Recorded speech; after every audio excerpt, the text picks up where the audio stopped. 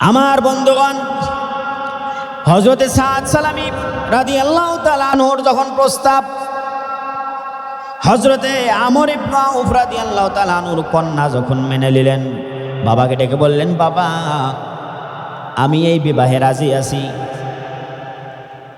এইবার বাবাকে বলছেন, বাবা আপনি তাড়াতাড়ি যান, এই লোকটি বিশ্ব নবীর দরবারে পৌঁছার পূর্বে আপনি যান, আপনি গিয়ে নবীজিকে বলুন আমি রাজি আছি।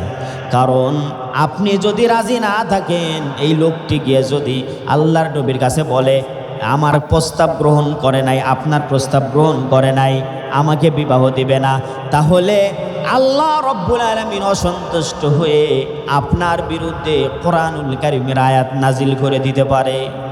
বলুন নাউজুবিল্লাহ। আমার বন্ধুগণ, এইবার হযরতে আমর ইবনে আউফ রাদিয়াল্লাহু তাআলা রাসূলুল্লাহর দরবারে গেলেন। যাওয়ার পরে বললেন, ইয়া রাসূলুল্লাহ, ইয়া হাবিবাল্লাহ, ওস্তাগি মাফ করবেন, বেদবি মাফ করবেন, আমাকে ক্ষমা করবেন, আমি বুঝতে পারি নাই, আমি এই বিবাহে রাজি ছিলাম না, কিন্তু আমার কলিজার টুকরা মেয়ে এই বিবাহে রাজি হয়ে গেছে, সুতরাং আপনি এই বিবাহ পড়ায়া দেন। জোরে বলুন সুবহানাল্লাহ। এইবার হযরতে সাদ সালামী রাসূলুল্লাহর দরবারে উপস্থিত হলেন। আল্লাহর নবী বললেন, সাদ রে, বিবাহের জন্য তো পাত্র রেডি আছে, পাত্রী রেডি আছে, বাবা রাজি হয়ে গেছে, এইবার তোমার তো মহরানা লাগবে, এইবার মহরানার ব্যবস্থা করো, কারণ মহরানা দেওয়া এটা আমার বিধান নয়, মহরানা দেওয়া এটা আমার আল্লাহর বিধান। কথা বলেন ঠিক কিনা? হযরতে সাদ সালামী বলে, ইয়া রাসূলুল্লাহ, আপনি তো জানেন আমার কাছে টাকা নাই, পয়সা নাই, মহরানা পাবো কোত্থেকে? আল্লাহর নবী বলেন, সাদ তুমি যাও, কয়েকজন সাহাবীর কাছে যাও, আলীর কাছে যাও, আমার ধনী জামাই ওসমানের কাছে যাও, তাদের কাছে যাও, তারা তোমাকে কিছু দেবে, তুমি সেইটা থেকে মহরানা নির্ধারণ করো। ফাআতাহু ওয়াজাদাহু, তাদের কাছে গেল, তারা এমন পরিমাণ দিল, বিবাহের জন্য আর একটু বেশি বাড়ায়াই দিল। তো সুবহানাল্লাহ নাই? এই জন্য ভাইয়েরা আমার, বিবাহের জন্য কেউ যদি সাহায্য চায়, সে মুসলমান হোক আর হিন্দু হোক, যাই হোক না কেন, আপনারা সকলেই সহযোগিতা করবেন, কারণ বিবাহের জন্য সহযোগিতা করা এটা আমার রাসূলুল্লাহর সুন্নাহ। কথা বলেন ঠিক কিনা? আমার বন্ধুগণ, হযরতে সাদ সালামী রাদিয়াল্লাহু তাআলা আনহু সেইটা পাওয়ার পরে মহরানা নির্ধারণ করলেন, করার পরে এইবার টাকা পয়সা নিয়ে বাজারে গেলেন বিবাহের বাজার করার জন্য। বিবাহের বাজার করার জন্য বাজারের দরকার আছে না নাই? জোরে বলেন, বা বিবাহের বাজার করা লাগে নাকি লাগে না? আপনাদের এলাকায় কি লাগে? মেয়েদের যে কত জিনিস লাগে আল্লাহই ভালো জানে। কথা বলেন ঠিক কিনা? আইলানা, মাস্কারা, এরপরে ক্লিপ, এরপরে স্নো পাউডার, আরও কত যে কি, ঠিক কিনা? আরে ভাই কথা কন নাকি আপনারা? দেখি লাগে না? এগুলো লাগে না? বুড়া বয়সেও এগুলো দেওয়া লাগে, লাগে না? বুড়ির জন্য নিয়ে যান না নাকি? আবার বিউটি পার্লারে যাওয়া লাগে। আমার বন্ধুগণ, সাদ সালামী রাদিয়াল্লাহু তাআলা আনহু এইবার বাজার করার জন্য গেলেন। লক্ষ্য করেন রাসূলুল্লাহকে কেমন ভালোবাসে। বিবাহ করে, বিবাহের বাজার করার জন্য বাজারে গেছে, এমন সময় কে যেন ঘোষণা করতেছে, আন্নাফির আন্নাফির আন্নাফির। ও মুসলমানেরা, আল্লাহর নবী জিহাদের ময়দানে যাওয়ার জন্য ডাক দিয়েছে। এই আওয়াজটা হযরতে সাদ সালামীর কানে গেল।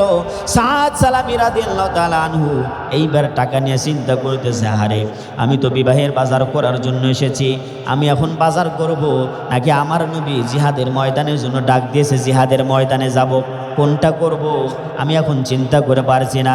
চিন্তা করার পরে হযরতে সাদ সালামী বলছেন, চিন্তা মনে মনে ভাবছেন আর বলছেন, আরে আমি যদি আজকে বিবাহের বাজার করি, বিবাহ যদি করি, দুনিয়ায় আমার সুখ শান্তি হবে মাত্র কয়েকদিন, এরপরে তো আমার মৃত্যুবরণ করতেই হবে, কিন্তু আজকে যদি আমি রাসূলুল্লাহর ডাকে সানাতে জিহাদের ময়দানে যাই, জিহাদ থেকে যদি গাজী হয়ে ফিরে আসি, তাহলে বিবাহ করতে পারবো, সংসার করতে পারবো, আর যদি যুদ্ধের ময়দানে শাহাদত বরণ করি, তাহলে আল্লাহ রাব্বুল আলামিন জান্নাতের মধ্যে আমার জন্য এমন 70টা হুর রেডি করে রেখে দিয়েছে। এই মনে ভাব করে বিবাহের বাজার করলেন না, ওই টাকা দিয়ে একটা ঘোড়া কিনলেন আর একটা তরবারি কিনলেন। কেনার পরে যুদ্ধের ময়দানে রওনা দিয়েছে। অনেক লম্বা চড়াই ইতিহাস সংক্ষেপ করে বলছি, সময় আমার নাই, এক্ষুনি শেষ করে দেব। মাত্র আর 10টা মিনিট আপনাদের কাছে চাইলাম ভাই, আপনারা কি দিবেন? আমার বন্ধুগণ, হযরত সাদ সালামী রাদিয়াল্লাহু তাআলা আনহু যুদ্ধের ময়দানে গেলেন। যাওয়ার পরে নিজের চেহারাটা আবৃত করে যুদ্ধের ময়দানে গেলেন, কারণ রাসূলুল্লাহ যদি তারে দেখতে পায় তাহলে যুদ্ধের ময়দানে যেতে দিবে না। কারণ কন্যা রেডি আছে, পাত্র রেডি করতে হবে, বিবাহের বন্দোবস্ত চলছে, কথা হয়ে গেছে। এখন নারীকে অপেক্ষমান রেখে আল্লাহর নবী যুদ্ধের ময়দানে পাঠাবে না, এটা সাদ সালামী বুঝতে পেরেছেন। এই জন্য নিজের চেহারাটা আবৃত করে পর্দা দিয়ে ঢেকে যুদ্ধের ময়দানে চলে গেছে। রওনা দিয়েছে যুদ্ধের ময়দানে, কাফেরদের সঙ্গে মোকাবেলা করতেছে। করতে করতে একটা আঘাত আসলো সাদ সালামীর গায়ে, রক্তাক্ত হয়ে গেল, ঘোড়া থেকে পড়ে গেল। এইবার যুদ্ধ যখন শেষ হয়ে গেল, আল্লাহর নবী দেখে একটা কাপড় দিয়া পেছানো একটা লাশ পড়ে আছে, কাপড়টা রক্তাক্ত হয়ে গেছে। আল্লাহর নবী সাহাবীদেরকে ডেকে কয়, আমার সাহাবীরা রে, আমি তো সমস্ত সাহাবীদেরকে দেখতে পাই, চিনতে পাই, কিন্তু ওই যে একটা কাপড় দিয়ে পেছানো একটা লাশ পড়ে আছে, ওইটা আমার কোন সাহাবী? সাহাবীরা দৌড়ায় কাছে গেল, যাওয়ার পরে বলছে, ইয়া রাসূলুল্লাহ, ইয়া হাবিবাল্লাহ, এটা তো ওই ব্যক্তির লাশ পড়ে আছে, একটু আগে যারে আপনি বিবাহের বাজার করার জন্য বাজারে পাঠাইছিলেন। নবীজি হযরতে সাদ সালামের কাছে আসলেন। আসার পরে চেহারার দিকে তাকাইয়া আল্লাহর নবী চোখের পানি ছেড়ে দিছে, আর বলে, ও আমার সাহাবী, তুমি দুনিয়ার সুখ শান্তি ত্যাগ করলা একমাত্র আমারটাকে সারা দিয়া, আমাকে ভালোবেসে তোমার এত বড় অফার তুমি পর্যন্ত বিসর্জন দিয়ে দিলা। এই মদিনার কেউ তোমার বিবাহ দেয় না, কেউ তোমারে মেয়ে দেয় না, তোমার টাকা নাই পয়সা নাই বলে আমি রাসূলুল্লাহ এই মদিনার সবচাইতে সুন্দরী সুনসী রমণীর সঙ্গে তোমার বিবাহের বন্দোবস্ত করেছি। এরপরেও তুমি বিবাহের বাজার না করে তুমি যুদ্ধের ময়দানে আসলে। এভাবে বলে আর নবীজির চোখ দিয়া পানি পড়ে। হঠাৎ করে আল্লাহর নবী আকাশের দিকে মুখ তুলে তাকাইলেন। তাকানোর পরে নবীজি হাসলেন, আবার হাসার পরে নিচের দিকে চোখ দিলেন। নিচের দিকে তাকায়া আল্লাহর নবী চেহারার দিকে তাকায়া কান্দে, আর উপরের দিকে তাকায়া রাসূলুল্লাহ হাসে। জোরে বলেন রহস্য আছে না নাই? আর জোরে বলেন এর ভিতরে রহস্য আছে না নাই? আপনারা কি শুনবেন না শেষ করে দিই, মোনাজাত করে দিই? হ্যাঁ আমার বন্ধুগণ, আল্লাহর নবী যখন উপরের দিকে তাকায় হাসেন, নিচের দিক তাকায় কাঁদেন। এমন সময় সাহাবীরা জিজ্ঞাসা করে, ইয়া রাসূলুল্লাহ, ইয়া হাবিবাল্লাহ, আপনি কেন এমনটি করেন? উপরের দিক তাকায় হাসেন, নিচের দিক তাকায় কাঁদেন কেন? আল্লাহর নবী বলেন, সাহাবীরা রে, আমি সাদের লাশের দিকে তাকায় এই জন্য কান্দি, মানুষ কতটা বিসর্জন দিতে পারে। সাদ সে তার সমস্ত কলিজার ভালোবাসা আমার জন্য উজাড় করে দিয়েছে, কলিজা দেশে আমারে ভালোবাসে, এই জন্য তাকে মদিনার মানুষেরা মেয়ে দেয় না, মেয়েরাও তার প্রস্তাবে রাজি হয় না। চেহারা ভালো নয়, টাকা নাই পয়সা নেই, এই কারণে গরিব মানুষ বলে। আর আজকে রাজি হয়েছে, কিন্তু আমার ঘোষণা শোনার পরে দুনিয়ার সমস্ত স্বার্থ ত্যাগ করেছে আর যুদ্ধের ময়দানে চলে এসেছে। এইটা ভেবে ভেবে আমি কাঁদি।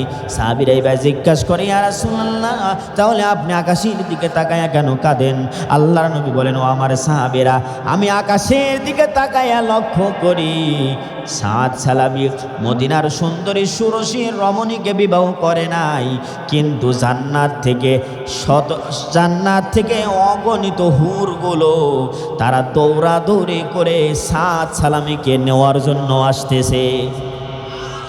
শুধু তাই নয়, তারা প্রতিযোগিতা আরম্ভ করেছে, কে কার আগে সাদ সালামীর কাছে যাইতে পারে। প্রতিযোগিতা করতে করতে দৌড়াতে দৌড়াতে হুরের পায়ের উপর থেকে কাপড় সরে গেছে।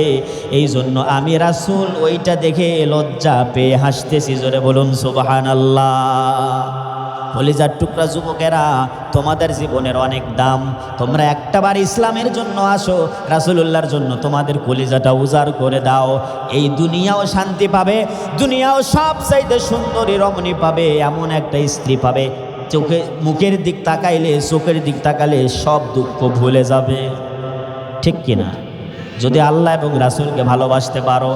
আর যদি আল্লাহ এবং রাসূলকে ভালো না বাসো, এমন স্ত্রী কপালে জুটবে, আসার পরে আরেকজনের সঙ্গে লাইন মারবে। ঠিক কি না? তুমি ওরে নিয়ে বাদাম খাও, পার্কে যাও, জিজ্ঞাসা করো আমি তোমার কয় নাম্বার, ও বলে আল্লাহর কসম, বাপের কসম, মায়ের কসম, আমি তোমার 1 নাম্বার। মিথ্যা কথা। তুমি যে কয়জনের সাথে লাইন মেরেছো, তোমার প্রেমিকা যদি হয় 3 নাম্বার, তোমার প্রেমিকাও আগে 3 জন মায়েরা আইছে। কতক্ষণ ঠিক কিনা? রাগ করলেন নাকি ভাই? তুমি আরেকজনের বউরে নষ্ট করবা আর তোমার বউ ঠিক থাকবে, এটা হইতে পারে? কথা বলেন, হইতে পারে? এই জন্য বলবো হারাম রিলেশন বাদ দিয়ে দাও। যদি বাঁচতে চাও, 1 নাম্বার যদি পাইতে চাও, ইনটেক যদি পাইতে চাও, ভার্জিন যদি পাইতে চাও, হারাম রিলেশন বাদ দাও। বাবাকে আজকে গিয়া বলো, বাবা আমারে বিয়ে দাও। ঠিক কিনা? আর বর্তমানে বাবাদের দোষ আছে, ওরা ছেলেদেরকে বিয়ে দিতে চায় না।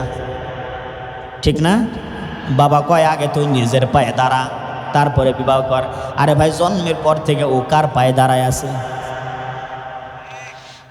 কার পায়ে দাঁড়ায় আছে? আপনার পায়ে কি দাঁড়ায় আছে? ও তো নিজের পায়ে দাঁড়ায় আছে। ওকে প্রতিষ্ঠিত করে, নিজের পায়ে দাঁড়া, নিজের পায়ে দাঁড়া, এই কইতে কইতে ওর তো জীবনের কামই সারা। আর বিবাহ দিবেন, ভয় পাবেন না আরেকজন মেয়ে আসবে, কি খাওয়াবেন? রিজিকের মালিককে। আর জোরে বলেন, রিজিকের মালিককে। আমি তো বলি আমার ভাষায়, গ্রাম্য ভাষায় আমি একটা দৃষ্টান্ত দিয়ে থাকি। আপনারা হাল চাষ করেন না গরু দিয়ে? হাল চাষ করে না? যে গরুটা সব সময় হাল চাষ করতে চায় না, এদিক সেদিক যাইতে চায়, এদিক সেদিক যাইতে চায়, ওই গরুকে কি দেয়? কি দেয়? নাকের ভিতরে দড়ি দেয়, একটা ঢুকায়, লাকল, কি বলে ওটা? লাকল। লাকল দেয় না? আবে কথা কন না দেখি, লাকল দেয় না? যেই গরু বেশি তখন লাফালাফি করে, লম্পচম্প করে, কোনো কিছু করতে চায় না, হালও বোয়াতে চায় না, কোনো কথা শুনতে চায় না, লাকের ভিতরে লাকল দিয়ে দেয়, দড়ি দিয়া। এইবার যদি বেশি তেরিবেরি করতে চায়, আস্তে করে টান মারে, ও মাথাটা নিচু করে চলে যায়। ঠিক কিনা? যেই সন্তান কথা শোনে না, লেখাপড়াও করে না, কাজও করে না, ওরে ধরে বিয়ে দিয়ে দেন। ঠিক কিনা? পরের দিন থেকে দেখবেন ওর বউ ঘুতাবে, কাজে যাও, টাকা পয়সা ইনকাম করো, টেনশন মুক্ত হয়ে যাবে। আপনাকে রাত 10টার সময় ফোন দিতে হবে না, বাবা তুমি তাড়াতাড়ি বাসায় আসো। দেখবেন ওকে বিয়া দেওয়ার পরে এমন ঘরের মধ্যে ঢুকবে, 1 সিটকি লাগাবে, 3 দিন পরে খুলবে। ঠিক কিনা? রাগ করতেছেন ভাই? কষ্ট পাচ্ছে? এই জন্য বিবাহ দেওয়ার জন্য কার্পণ্য করবেন না। সন্তানকে আর লারি বিয়ে দিতে হবে, তাহলে এই সন্তানগুলো প্রতিষ্ঠিত হবে। রাসূলুল্লাহ বিবাহ করেছে অল্প বয়সে। বয়স কত ছিল? 25 বছর। কয় বছর বয়স ছিল? 25 বছর। আর আমাদের যুবকের বয়স 40 বছর হয়, এরপরে বাপ কয় আগে নিজের পায়ে দাঁড়াও। কতক্ষণ ঠিক কিনা? 40 বছর হয়ে গেছে, ওরে বিয়ে দেন না, তাহলে ও তো আরেকজনের মাইয়া নিয়ে পার্কে যাবে। عن أبي هريرة وأبي سعيد رضي الله عنهما قال رسول الله صلى الله عليه وسلم لا يقعد قوم يذكرون الله إلا حفتهم الملائكة وغشيتهم الرحمة ونزلت عليهم السكينة وذكرهم الله في من عنده رواه مسلم। আল্লাহর নবী বলেন, হযরতে আবু হুরায়রা এবং হযরতে আবি সাঈদ রাদিয়াল্লাহু আনহুমা উভয় সূত্রে হাদিসটি বর্ণনা করেন, উভয় যৌথ সূত্রে হাদিসটি বর্ণনা করেন। নবীজি বলেছেন, যেই জায়গায় ইলম চর্চা করা হয়, জ্ঞান চর্চা করা হয়, আল্লাহর কালামের আলোচনা করা হয়, ইল্লা হাফাতুহুমুল মালাইকা, ওই জায়গাটা ফেরেশতারা চতুর্দিক দিয়া ঘেরাও করে রেখে দেয়। সুবহানাল্লাহ বললেন। তাহলে আমাদের চতুর্পাশে একটা সামিয়ানা আছে, জোরে বলেন আছে না নাই?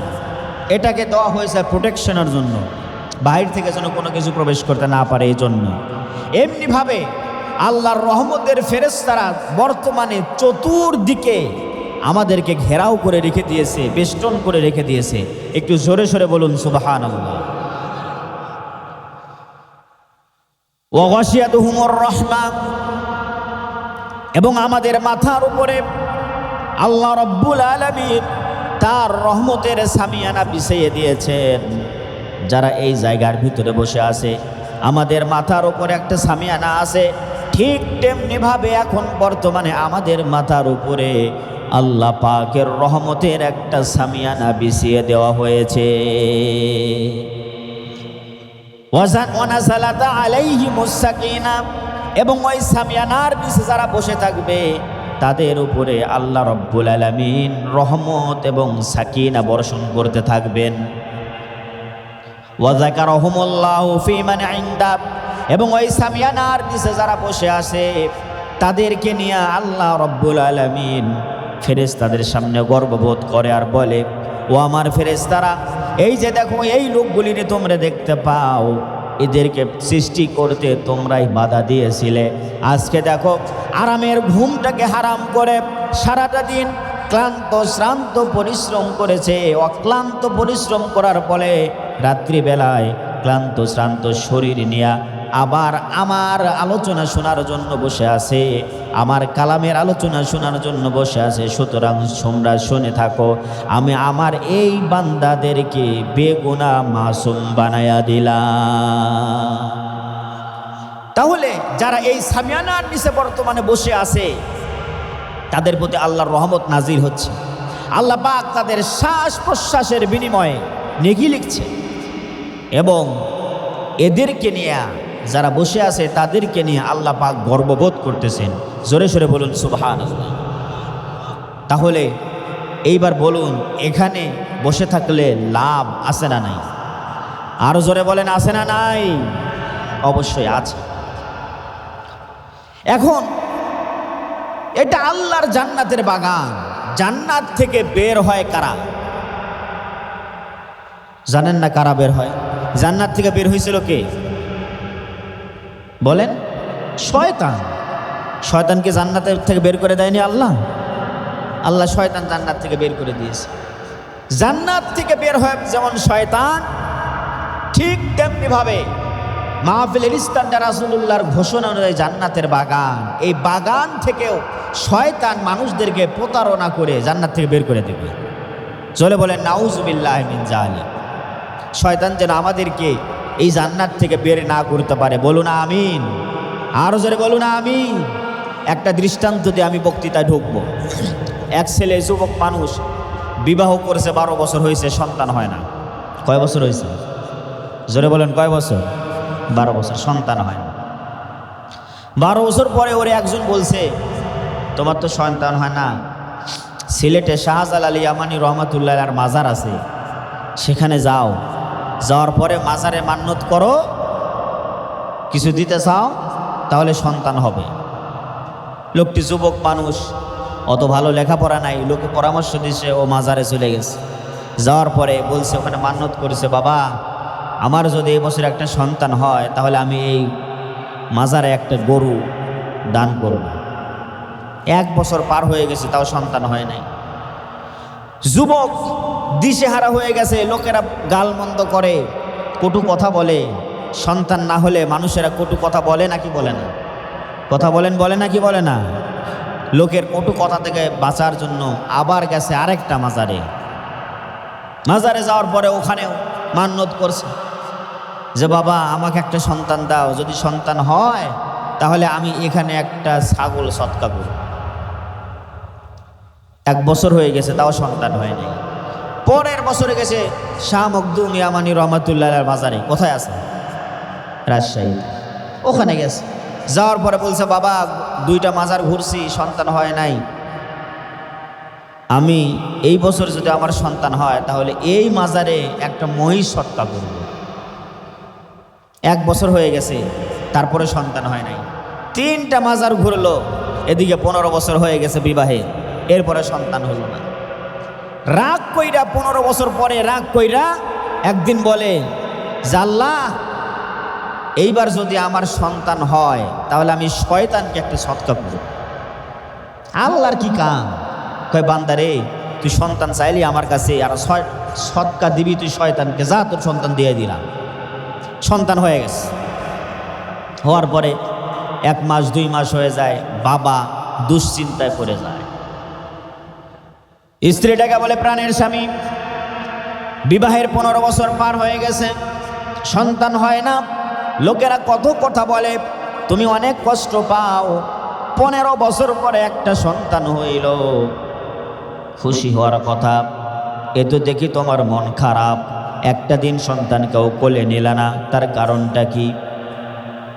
স্ত্রী কথা শুনে স্বামী মাথা নত করে চিন্তা উত্তর দেয়, প্রাণের স্ত্রী রে, সন্তান তো হয়েছে, খুশি তো অবশ্যই হয়েছে, কিন্তু বড় দুশ্চিন্তায় আছে। স্ত্রী বলে কি দুশ্চিন্তা? স্বামী বলে প্রাণের স্ত্রী, আমার দুশ্চিন্তা হচ্ছে আমি অনেক মাজারে মাজারে ঘুরেছি, সৎকা করতেছে, সেই সন্তান হয় নাই, কিন্তু এই বছর আমি বলেছিলাম আমার যদি একটা সন্তান হয় তাহলে শয়তানকে একটা ছাগল সৎকা করব। এখন শয়তান পাবো আমি কোন জায়গায়? শয়তান কি দেখা যায়? আরে ভাই আপনারা কথা কন্যা রাগ করছেন নাকি? বিরক্ত হচ্ছেন? কষ্ট পাচ্ছেন? আলোচনা কি বোঝা যাচ্ছে? শয়তান কি দেখা যায় প্রকাশ্যে? প্রকাশ্যে যদি শয়তানকে দেখা যায় তো তাহলে বলেন শয়তানের ঠ্যাং হাত পাও কি আস্ত থাকতো? কথা বলেন। স্বামী আর স্ত্রীর মধ্যে তৃতীয় বিশ্বযুদ্ধ লাগায় দিয়ে শয়তান হেঁটে যাচ্ছে। এখন দেখতে পাচ্ছে যে আমার দুজনের ভিতরে অকাম করে দিয়ে যাচ্ছে, স্বামী আর স্ত্রী মিলে ঐক্যবদ্ধ হয়ে তারে মারত। ঠিক কিনা? কথা বলেন ঠিক কিনা? স্ত্রী বলছে তাহলে কি করা যায়? স্বামী বলে এই জন্য তো চিন্তায় পড়ে গেছি, শয়তান এখন পাবো কই, সৎকা তো করতেই হবে। আবার হুজুরেরা বলে মান্যত করার পরে যদি মান্যত আদায় না করো তাহলে সন্তানের ক্ষতিও হতে পারে। এখন আমি একটা সন্তান পাইছি 15 বছর পরে, এখন এই সন্তান কিছু হলে আমার তো অনেক ক্ষতি হয়ে যাবে, আমি আর বাঁচবো না, কিন্তু শয়তানকে তো খুঁজে পাই না। স্ত্রী বলছে শয়তানকে তো আমরা পাবো না, তবে আজকে চাপড়া ইসলামিয়া দাখিল মাদ্রাসায় মাহফিলে, ইসলামিয়া মাদ্রাসা দাখিল মাদ্রাসা আছে একটা, ওই মাদ্রাসায় যাওয়ার পরে সুপার হুজুরের কাছে যা বলো, হুজুর আমাকে আপনি শয়তান দেখায় দেন, আমি তো এই বিপদে পড়েছি, শয়তানকে একটা সৎকা করব, খাসি একটা বাজার থেকে কিনা নিয়ে হুজুরের কাছে যাও, হুজুর সমাধান দিয়ে দেবে। হুজুরের কাছে আসছে, হুজুর বলছে এখন শয়তানকে তো প্রকাশ্য দেখা যায় না বাবা, দুনিয়ায় শয়তানকে তো ধরাও যাবে না, তবে তোমার একটা পরামর্শ দিতে পারি। আজকে আমাদের এই মাদ্রাসায় মাহফিল অনুষ্ঠিত হবে, এই মাহফিলে অনেকগুলো লোক আসবে। রাসূলুল্লাহর ঘোষণা অনুযায়ী এটা জান্নাতের বাগান, আর জান্নাতের বাগানে তারাই থাকতে পারে যারা জান্নাতি মানুষ হতে পারে। কথা বলেন ঠিক কিনা? জান্নাত থেকে বের করে হচ্ছে মিস্টার ইবলিস শয়তান। মুনাজাতের আগে মাহফিল থেকে কেউ যদি উঠে যায় মনে করবে এটাই হচ্ছে ইবলিসের সেলাসা মণ্ডলা, ওরে এই সৎকা দিয়া দিবা, খাসি দিয়া দিবা, তাহলে তোমার সৎকা আদায় হয়ে যাবে। কথা বোধহয় বুঝেননি ভাই? তাহলে জান্নাত থেকে বের করে কে? যারা কথা বললেন না, আপনারা বোধহয় রাগ করলেন ভাই, চিৎকার মেরে বলেন জান্নাত থেকে বের করে কে?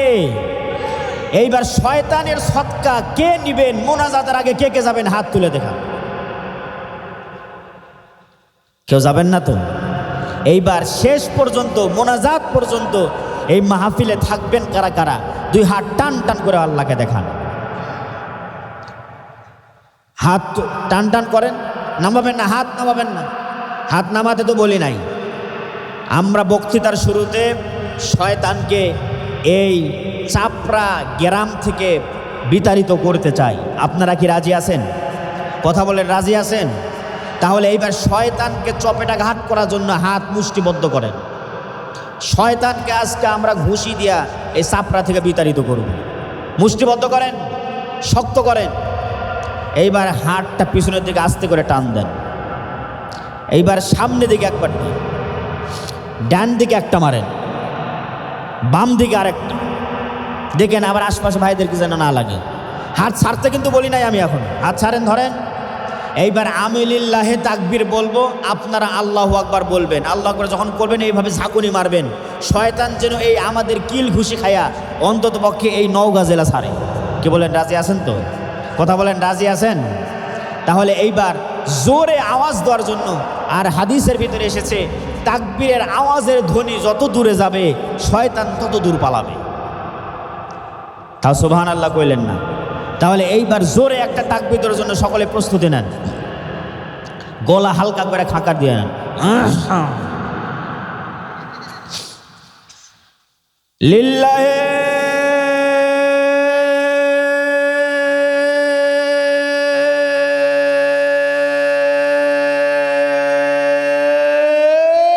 তাকবীর। অনেকে হাত তুলেনি ভাই, দেখেন কে কে হাত তুলে নাই।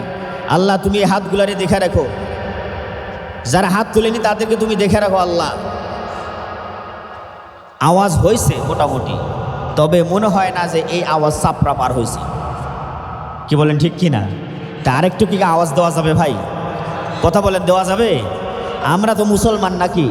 আমাদের তাকবীরের আওয়াজের ধ্বনি শুধুমাত্র এই চাপড়া নয়, 9 গাজেলা নয়, এমন জোরে নারায়ে তাকবীরের আওয়াজের ধ্বনি দিবেন, এই তাকবীরের আওয়াজের ধ্বনি দুলক ভুলক ভেদিয়ে সপ্ত আকাশ মারিয়ে আল্লাহর আরশে আজিম পর্যন্ত যেন পৌঁছে যায়। কথা বলেন, দেওয়া যাবে তো মুসলমান? তাহলে আরেকবার, লিল্লাহে তাকবীর, লিল্লাহে তাকবীর। আল কোরআনের আলো,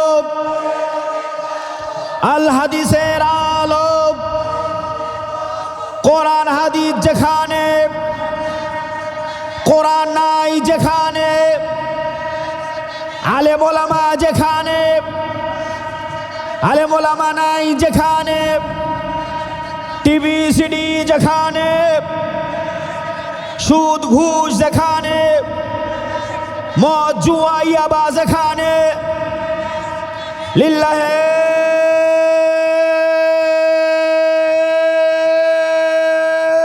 তাকবীর।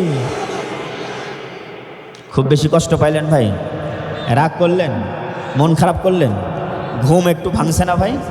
ওই যে দেখেন শয়তান যে চলে গেছে, আপনারা প্রমাণ পাইছেন, পিছনের দিক তাকায় দেখেন সবগুলো ঢুকতেছে। এদেরকে শয়তান ওখানে আটকায় রাখছিল। কথা বলেন, ঠিক কি না? ওরা মাহফিলে অনেকক্ষণ থেকে ঢুকতে যাচ্ছে, শয়তান ওদের কাছে গিয়ে বলছে, এই তোরা তো যুবক মানুষ, তোদের গার্লফ্রেন্ডকে আগে বিদায় কর, তারপরে মাহফিলে যা। কথা কন, ঠিক কি না? ওরা যুবক মানুষ তো, ওদের নানান কাজ থাকে, ওদের গার্লফ্রেন্ড থাকে, ওদের বান্ধবী থাকে, এই বাদাম কিনা দেওয়া লাগে, লিপস্টিক কিনা দেওয়া লাগে, ইয়াবাদ কি বলে আইলানা দেওয়া লাগে, মাস্কারা দেওয়া লাগে, আরও কত কি দেওয়া লাগে। ওদের অনেক খরচ, অনেক কাজ ওদের। কথা বলেন, ঠিক কিনা? শয়তান ওদেরকে ওয়াসওয়াসা দিয়ে এতক্ষণ আটকে রাখছিল। শয়তান পালাইছে, ওরা গার্লফ্রেন্ডকে কইছে তোরাও এখন যা, আমরা এখন মাহফিলে যাই। কথা কন, ঠিক কিনা? তাহলে মাহফিলের মোনাজাত যতক্ষণ না হবে ততক্ষণ যাবেন। যদি কেউ যায় তাহলে কার সৎকা নেবে? সবাইকে বলতে হবে কার সৎকা নেবে? শয়তান গেটে বসে আছে খাসি নিয়ে, যে যাবে তারে দিয়ে শয়তান বিদায় নেবে। এইবার বিতাড়িত মরদুদ শয়তানের ওয়াসওয়াসা থেকে পানাহা চেয়ে আল্লাহর নামে শুরু করছি। আমার সাথে সকলে পুরুষ উচিত কণ্ঠে সকলে তেলাওয়াত করুন। আউযু বিল্লাহি মিনাশ শাইতানির রাজিম। বিসমিল্লাহির রাহমানির রাহিম। ومن أعرض عن ذكري فإن له معيشة ضنكا ونحشره يوم القيامة أعمى قال رب لم حشرتني أعمى وقد كنت بصيرا قال كذلك أتتك آياتنا فنسيتها وكذلك اليوم تنسى صدق الله العظيم সূরা তোহা আয়াত নাম্বার 124 থেকে 126। আল্লাহ রাব্বুল আলামিন বলেন যে ব্যক্তি আমার জিকির থেকে মুখ ফিরায় নিবে, কোরআনুল কারীম থেকে মুখ ফিরায় নিবে, ফাইন্না লাহু মাঈশাতান দনকা, এই দুনিয়ার জীবন তার জন্য সংকীর্ণ করে দেওয়া হবে। ওয়া নাহশুরুহু ইয়াউমাল কিয়ামাতি আমা, কিয়ামতের ময়দানে আমি আল্লাহ রাব্বুল আলামিন তাদেরকে অন্ধ বানায় উঠাইব। তারা বলবে, ক্বালা রাব্বি লিমা হাশারতানি আ'মা ওয়া ক্বাদ কুনতু বাসীরা। তারা বলবে, আয় আল্লাহ, আমরা তো দুনিয়ায় চক্ষুষ্মান ছিলাম, আমরা অন্ধ ছিলাম না, তাহলে আমরা কেন আজকে অন্ধ হয়ে উঠলাম? আল্লাহ পাক বলবেন, ক্বালা কাযালিকা আতাতকা আয়াতুনা ফানাসিতাহা ওয়া কাযালিকাল ইয়াউমা তুসা। দুনিয়ায় তোমরা যেভাবে আমার আয়াতকে ভুলে গিয়েছিলে, আজকেও ঠিক আমি তোমাদেরকে ভুলে গেলাম। জোরে বলুন নাউজুবিল্লাহ। বন্ধুগণ আমার, দুনিয়ার জীবন সংক্ষিপ্ত জীবন, দুনিয়া আমাদেরকে ছাড়তেই হবে। কথা বলেন ঠিক কিনা? গত কয়েকদিন পূর্বে দেখলাম বাস নদীতে পড়ে গেছে, যাওয়ার পরে বাচ্চা সহকারে, বাচ্চা, যুবক, এরপরে বৃদ্ধ বৃদ্ধা সব শ্রেণীর মানুষ মারা গেছে। ঠিক কিনা? আপনারা নিউজে দেখেছেন। আরে নিউজটা দেখে আমার মাহফিল ছিল জয়পুরহাটে, স্টেজে ওঠার আগে দেখি এই দৃশ্য, আমার চোখ দিয়ে পানি বের হয়ে গেছে। আমি চিন্তা করলাম মানুষের মৃত্যুটা কত কাছে হতে পারে। যারা বাসে যাচ্ছে ওরা বাড়ি যাচ্ছিল, কেউ আত্মীয়র বাসায় যাচ্ছিল, তাদের কত আশা ছিল, কত ইচ্ছা ছিল, সকল ইচ্ছা মুহূর্তের ভিতরে মৃত্যু নামক বস্তু এসে, মৃত্যু নামক জন্তু এসে, মৃত্যু নামক বস্তু এসে তাদের জীবনটা মুহূর্তের মধ্যে শেষ করে দিল। কথা বলেন ঠিক কিনা? আবার গতকালকে একটা আলেম পরিবার প্রাইভেট কার নিয়ে যাচ্ছিল, যেতে যেতে রাস্তায় গোটা পরিবার সহকারে শেষ। আজকে স্টেজে ওঠার আগে দেখলাম ট্রেনে 5 জন ব্যক্তি কেটে নিহত হয়ে গেছে। আহারে, মানুষের জীবন কতটা তুচ্ছ! এই মানুষ এই জীবন নিয়ে এত বড়াই করে, ওরে ধর, ওরে মার, ওরে কাট, ওরে শেষ কর, ওর জমি দখল কর, ওরে জেল দে, মামলা দে, হামলা কর। এই জীবন নিয়ে কি জীবন? এই যে এখন এখান থেকে আমরা বের হতে পারবো, এই গ্যারান্টি কি কেউ দিতে পারবো? কথা বলেন, দেওয়া যাবে ভাই? কোশ্চিনকালেও দেওয়া যাবে না। মৃত্যু সকলকে বরণ করতেই হবে। যুবকেরা যারা আসো, কলিজার টুকরা যুবকেরা, তোমাদেরকে আমি অনেক ভালোবাসি। আমি বাংলাদেশে যে প্রান্তে যাই মাহফিল করার জন্য, আমার মাহফিলে যুবকেরাই বেশি থাকে, কারণ আমিও যেহেতু নিজেও একজন যুবক। ওরা আমার মাহফিলে বেশি থাকে, আমি ওদেরকে অ্যাপ্রিসিয়েট করি। ওরাও অনেক ভালো, ওদের মন মানসিকতা অনেক ভালো। ওরাই আগামী দিনের ভবিষ্যৎ, ওরাই দেশের কর্ণধার। কথা বলেন ঠিক কিনা? তবে যুবক, তোমাকে বলি, তুমি শুনে রাখো, জীবন নিয়ে কখনো অনেক বেশি আশা করো না। তুমি চিন্তা করছো এখন বর্তমানে প্রেম করব 5 বছর, এরপরে বিবাহ করব, এরপরে সংসার করব, এরপরে আরও বাকি কাজ করব, কিন্তু তুমি জানো না মৃত্যু নামক জন্তু তোমাকে মুহূর্তের ভিতরে শেষ করে দেবে। ঠিক কিনা? শেষ করে দিবে। মানুষের মৃত্যু একেবারে নিকটে। কত নিকটে? আল্লাহ পাক বলেন, ওয়ানাহনু আকরাবু ইলাইহি মিন হাবলিল ওয়ারিদ। জোরে বলুন আল্লাহু আকবার। আমার বন্ধুগণ, আল্লাহ পাক বলেন, মানুষের মাথার উপরে, মানুষের ঘাড়ের উপরে যে 2টা রগ আছে, শাহরগ, যে 2টা রগের উপরে মানুষের মাথাটা দণ্ডায়মান, এই শাহরগের চাইতেও মৃত্যু একেবারে, এই শাহরগের চাইতেও আল্লাহ রব্বুল আলামিন একেবারে নিকটে। জোরে বলুন সুবহানাল্লাহ। আল্লাহ বলেন, আমি আমার বান্দার একেবারে নিকটে আছি। মৃত্যু মানুষের ঠিক কাছাকাছি। প্রত্যেকটা মানুষকে মৃত্যুবরণ করতেই হবে। কথা বলেন ঠিক কিনা? আমার বন্ধুগণ, প্রত্যেকটা মানুষ মৃত্যুর পরে বিপদে পড়বে 4 জায়গায়। জোরে বলেন কয় জায়গায়? আরও জোরে বলেন কয় জায়গায়? আপনিও পড়বেন 4 জায়গায় বিপদে, আমিও পড়ব, প্রত্যেকটা মানুষ পড়বে। আর এই 4 জায়গায় থেকে যদি বিপদ থেকে যদি উদ্ধার পেতে চাই, বিপদ থেকে যদি বাঁচতে চাই, তাহলে এই পৃথিবীতে 4টা জিনিসকে ভালোবাসতে হবে। জোরে বলেন কয়টা জিনিসকে? যুবকেরা কান খাড়া করে শুনুন, মুরব্বীরাও আপনাদেরকে বলছি কান খাড়া করে শুনুন। 4টা জিনিসকে ভালোবাসবেন, এই 4টা জিনিস স্থায়ী। আর বাকি যতগুলি ভালোবেসেছেন, বউকে ভালোবেসে বলেছেন আই লাভ ইউ, সব মিশেই দুনিয়ায় শেষ। গার্লফ্রেন্ডকে বলেছো তোমরা আই লাভ ইউ, মিশা কথা। বিপদ পড়লে ও তোমাকে সাইডে দিয়ে চলে যাবে। তোমার সাইডে ব্যক্তিত্ব সম্পন্ন লোক পালে ও তোমারে বৃদ্ধাঙ্গুলি দেখায় চলে যাবে, ঠিক কিনা? কিন্তু 4টা জিনিসকে যদি ভালোবাসেন, তাহলে মরণের পরে বিপদে পড়বেন 4 জায়গায়, ওই 4 জায়গা থেকে আল্লাহ উদ্ধার করবে। 1 নাম্বার, মানুষ সবচাইতে বড় বিপদে পড়বে যেই জায়গায়, সেটার নাম হচ্ছে কবর। জোরে বলেন কি? কবর এমন একটা জায়গা, যেই জায়গায় যাওয়ার পরে আর ফিরে আসা যায় না, সাহায্যকারী হিসাবে কাউকে পাওয়া যায় না, কেউ কাউকে সহযোগিতাও করতে পারে না। তার প্রমাণ হচ্ছে আপনাদের যাদের বাবা মারা গেছে, মা মারা গেছে, কবরে দিয়ে এসেছেন, মাহফিল থেকে ফিরে একটা বার কবরের পাশে দাঁড়ায়া বলবেন, মা তুমি কেমন আছো? কিয়ামত পর্যন্ত ডাকলেও মা কোনোদিন আর ডাকের সাড়া দেবে না, ঠিক কিনা? বাবাকে যদি বলেন, বাবা অনেক দিন দেখি না তোমারে ছাড়া, আমি ঘুমাইতে পারতাম না, অনেক দিন হয়েছে তোমার এই মাটির নিচে চাপা দিয়ে রেখে দিয়েছি, এখন তুমি কেমন আছো বাবা একটা বার বলো, বাবাও কোনো দিন আর জবাব দিতে পারবে না। কথা বলেন ঠিক কিনা? সুতরাং একটা বার জায়গা কবর, প্রত্যেকটা মানুষ কবরে যাওয়ার পরে বিপদে পড়বে। 2 নাম্বার হাসর, যে ময়দানে কেউ কাউকে চিনবে না, সেই জায়গায় মানুষ বিপদে পড়বে। 3 নাম্বার মিজান, যেখানে মানুষের ভালো এবং মন্দ, নেকি এবং বদি আমল ওজন করা হবে, ওই জায়গায় মানুষ বিপদে পড়বে। 4 নাম্বার পুলসিরাতের পুল, এই জায়গায় মানুষ বিপদে পড়বে। এই 4 জায়গায় মানুষ বিপদে পড়বে। আর এই 4 জায়গায় থেকে যদি মানুষ বাঁচতে চায়, তাহলে 4টা জিনিসকে ভালোবাসতে হবে।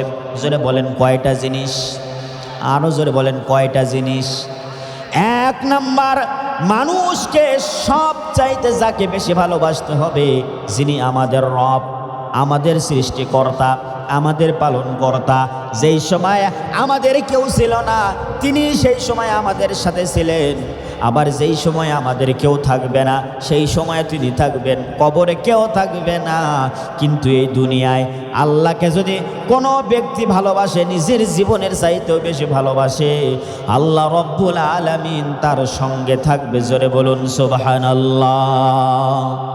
আল্লাহ রব্বুল আলামিন বলেন, ওয়ামিনান নাসি মান ইয়াত্তাখিযু মিন দুনিল্লাহি আনদাদান ইউহিব্বুনাহুম কাহুব্বিল্লাহ ওয়াল্লাযীনা আমানু আশাদ্দু হুব্বান লিল্লাহ।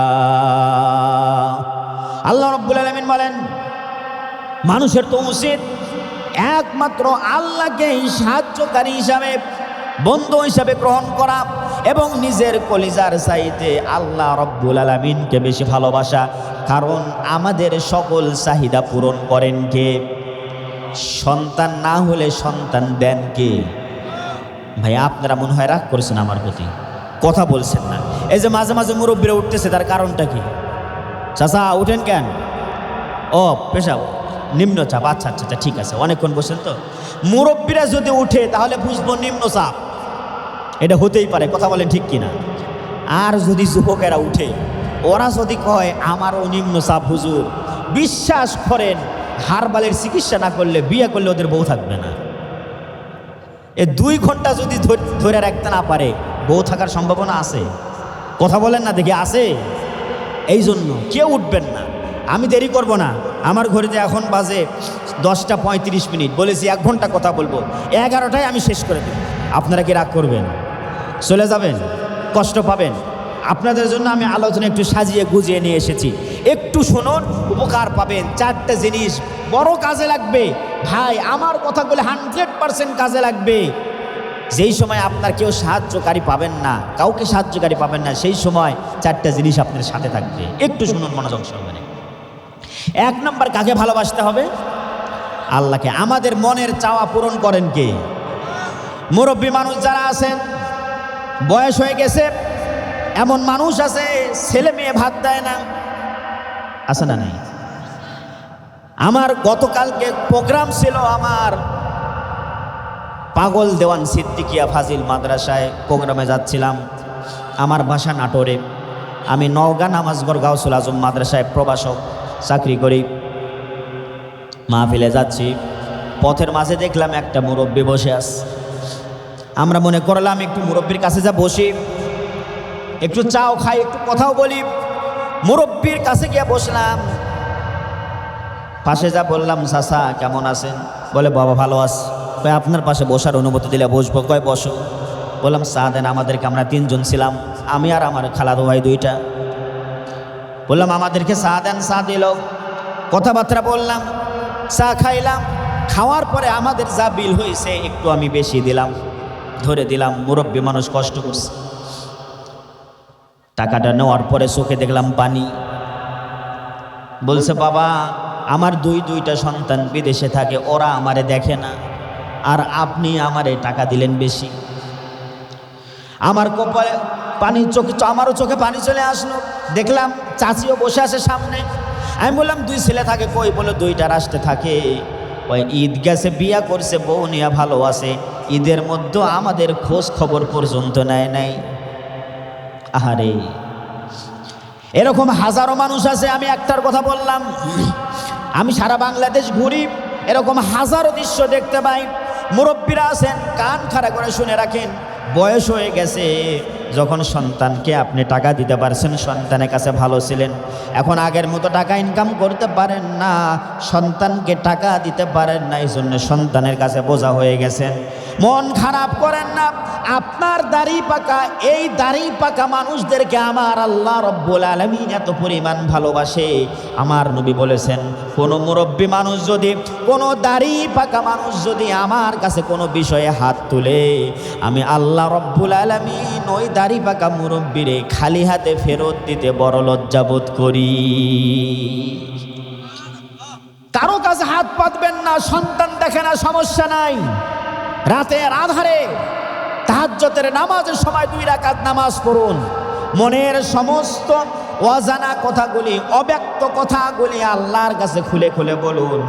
আল্লাহ রব্বুল আলামিন আপনার চোখের পানি নাকের ডগায় আসার পূর্বে মনের সকল চাওয়াগুলিকে পূর্ণ করে দেবে। হযরত জাকারিয়া আলাইহিস সালাম আল্লাহর একজন নবী। দাড়ি সাদা হয়ে গেছে, বুড়া হয়ে গেছে, সন্তান হয় না, 90-এর উপরে বয়স। জাকারিয়া আলাইহিস সালাম আল্লাহর কাছে অনেক দিন ধরে দোয়া করেছে, এরপরেও সন্তান হয় না। একদিন হযরত মারিয়াম আলাইহিস সালামের গৃহের ভিতরে প্রবেশ করছে। করার পরে দেখে মারিয়াম আলাইহিস সালামের ঘরের ভিতরে আনসিজনাল, অমৌসুমী কিছু ফল। মারিয়াম আলাইহিস সালাম ছিলেন মহিষী একজন নারী, হযরত ঈসা আলাইহিস সালামের মা। মারিয়াম আলাইহিস সালাম বাইতুল মুকাদ্দাসের সেবিকা ছিলেন, বাইতুল মুকাদ্দাসের খাদেম ছিলেন, খাদেমা ছিলেন। মারিয়াম আলাইহিস সালামের ঘরের ভিতরে ঢুকে দেখে জাকারিয়া আলাইহিস সালাম একজন আল্লাহর নবী। তিনি ঘরে ঢুকে দেখে মারিয়ামের সামনে আনসিজনাল অনেকগুলি ফল দেখা যায়। জাকারিয়া আলাইহিস সালাম মারিয়ামকে জিজ্ঞাসা করে, মারিয়াম তোমার ঘরে আনসিজনাল ফল, অমৌসুমী ফল, আর এমন বড় বড় ফল, যেই ফলগুলি তো এই এলাকায় দেখা যায় না, এগুলি তুমি পাইলা কই থেকে, কোথায় থেকে তোমার কাছে আসলো? মারিয়াম আলাইহিস সালাম বলেন, قال يا مريم أنى لك هذا قالت هو من عند الله إن الله يرزق من يشاء بغير حساب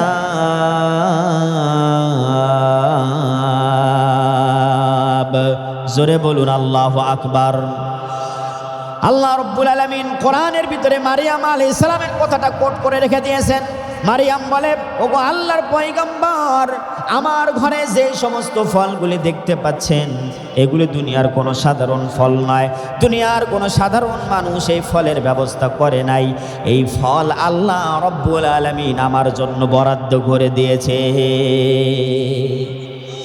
আল্লাহ যাকে চায় তাদেরকে অগণিত হিসাব দেয়, যাদেরকে চায় তাদেরকে অগণিত ফল ফ্রুট দেয়, অগণিত উপকার দেয়, অগণিত রিজিক আল্লাহ পাক তাদেরকে দিয়ে দেয়। হযরত জাকারিয়া আলাইহিস সালাম চিন্তা করলেন, আহারে আমার তো বয়স হয়ে গেছে, দাড়ি পেকে গেছে, মুরব্বী হয়ে গেছি, সেই আল্লাহ মারিয়ামকে আনসিজনাল ফল খাওয়াইতে পারে, সেই আল্লাহ এই বুড়া বয়সে আমার একটা সন্তানও দিতে পারে। সুবহানাল্লাহ কইলেন না? মারিয়াম আলাইহিস সালামের এই দৃশ্য দেখে জাকারিয়া আলাইহিস সালামের অন্তরের ভিতরে আশার সঞ্চার হয়েছে। জাকারিয়া আলাইহিস সালাম বলে, যে আল্লাহ মারিয়ামকে অমৌসুমে ফল খাওয়াইতে পারে, এই আল্লাহ আমাকে এই বুড়া বয়সে সন্তানও দিতে পারে। আল্লাহর কাছে দোয়া করতে আরম্ভ করলেন জাকারিয়া আলাইহিস সালাম। জাকারিয়া আলাইহিস সালাম এই দৃশ্য দেখে, মারিয়ামের ঘরে ফল দেখে আল্লাহর কাছে কি দোয়া করেছিলেন, আল্লাহ পাক সেই দোয়াটা সূরা মারিয়ামের ভিতরে কোট করেছেন। লক্ষ্য করে শুনুন, মুরব্বীরাদেরকে বলছি, এরপরে যুবকদেরকে বলবো, কান খাড়া করে শুনুন। মুরব্বীরা, আপনারা হতাশ হবেন না, আপনাদের চাওয়ার অনেক দাম। আপনারা যদি কোনো সন্তানের জন্য বদদোয়া দেন, ওই সন্তানের কপাল জাহান্নাম হয়ে যাবে, কোনো সন্দেহ নাই। জীবনে কোনো দিন এই সন্তান তার বউ বাচ্চা নিয়ে শান্তিতে থাকতে পারবে না। আবার যদি দোয়া করেন, আপনাদের দোয়ার কারণে আপনাদের সন্তানগুলি জীবনে কোনো দিন অভাবে থাকবে না। আপনাদের অনেক দাম, দুনিয়ার মানুষ দাম না দিতে পারে, কিন্তু আমার আল্লাহ আপনাদেরকে অনেক বেশি মূল্যায়ন করে। সুবহানাল্লাহ বললেন না? লক্ষ্য করেন, জাকারিয়া আলাইহিস সালাম আল্লাহর কাছে দোয়া করলেন। আল্লাহ পাক বলেন, যিকরু রাহমাতি রাব্বিকা আবদাহু জাকারিয়া ইয নাদা রাব্বাহু নিদাআন খাফিয়া। আল্লাহ পাক বলেন, আমি জাকারিয়ার কথা এখানে কোট করলাম। জাকারিয়া গোপনে গোপনে আমাকে ডাকতে আরম্ভ করলো। জাকারিয়া আলাইহিস সালাম আল্লাহর কাছে গোপনে গোপনে ডাকতে আরম্ভ করলো। قال رب إني وهن العظم مني واشتعل الرأس شيبا ولم أكن بدعائك رب شقيا। জাকারিয়া আলাইহিস সালাম আল্লাহকে বলেন, রব্বুল আলামিন, আমার বয়স হয়ে গিয়েছে, চুলগুলো সাদা হয়ে গিয়েছে, দাড়িগুলো পেকে গিয়েছে, মজ্জি অস্থিগুলো নরম হয়ে গিয়েছে, চামড়াগুলি ঢিল হয়ে গিয়েছে। আল্লাহ, এই বয়সে আমার তো সন্তান হওয়ার কথা নয়, এই বয়সে আমি তোমার কাছে একটা সন্তান প্রার্থনা করলাম, কারণ তুমি আমার রব, তুমি আমার সব। তুমি মারিয়ামকে অমৌসুমিক ফল খাওয়াইতে পারো, তাহলে এই বুড়া বয়সে তুমি আমার একটা সন্তানও দিতে পারো। সুবহানাল্লাহ নাই? এরপরে জাকারিয়া আলাইহিস সালাম বলেন, আল্লাহ, আমি তো এমন আল্লাহর কাছে দোয়া করতেছি যে আল্লাহর কাছে কোনো কিছু চেয়ে জীবনে কোনো দিন ব্যর্থ হই নাই। আরো জোরে বলুন সুবহানাল্লাহ। দোয়া দেখেন কত সুন্দর। হারে, আমরা তো আল্লাহর কাছে চাইতেও পারি না। কথা বলেন ঠিক কি না? আল্লাহর কাছে চাইলে আল্লাহ দিবে না এমনটি হতেই পারে না, কিন্তু আমরা চাইতে পারি না। জাকারিয়া আলাইহিস সালাম বলছেন, আল্লাহ, আমি তো তোমাকে দেখে কোনোদিন ব্যর্থ হই নাই, সুতরাং তুমি আমারে এই বয়সে একটা সন্তান দাও।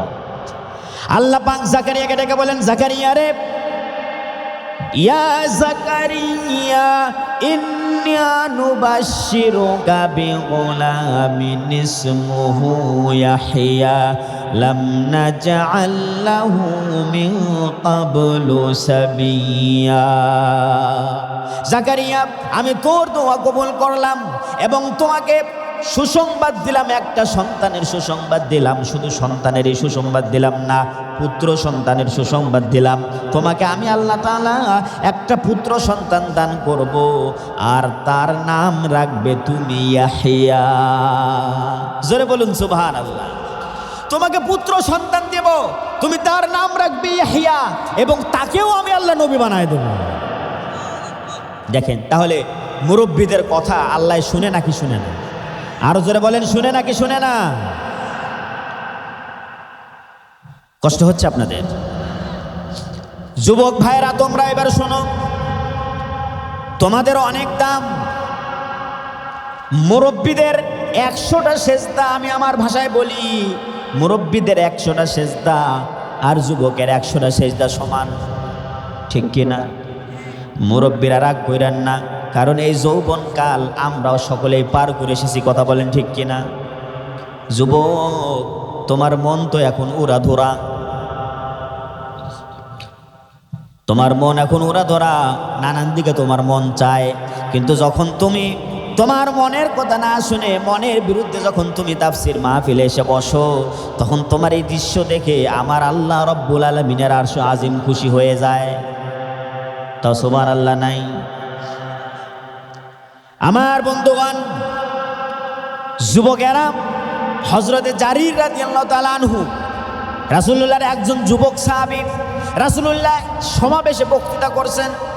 জারির রাদিয়াল্লাহু তাআলা আনহু বসে আছে, দাঁড়ায় আছে, বসার জায়গা নাই।